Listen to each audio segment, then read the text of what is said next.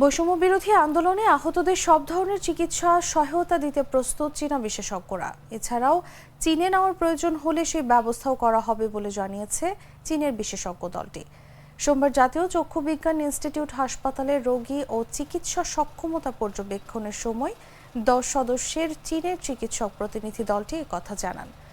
সোমবার সকাল 9টা থেকে জাতীয় চক্ষু বিজ্ঞান ইনস্টিটিউট হাসপাতালে বৈষম্য বিরোধী আন্দোলনে আহতদের দেখছেন চিকিৎসকরা। হাসপাতাল পরিদর্শন করে তারা জানায়, হাসপাতালে বর্তমান ভর্তি 42 জনের চোখেই গুরুতর ক্ষত রয়েছে। তাদের চোখে আটকে আছে রাবার বুলেট। গুলির আঘাতে অনেকেই হারাতে বসেছে চোখের আলো। এসব রোগীর সর্বোচ্চ চিকিৎসা নিশ্চিত করতে সহযোগিতা করবে চীনের বিশেষজ্ঞ দল।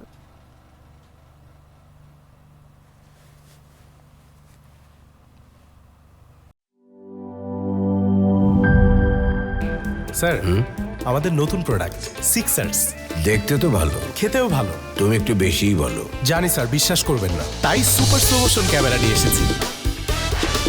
দেখেন স্যার, চকলেট পিনাট ক্যারামেল ও নোগাটের দারুণ কম্বিনেশন এলো সিক্সার্স চকলেট কোটেড বার। পুরোটা এনার্জি।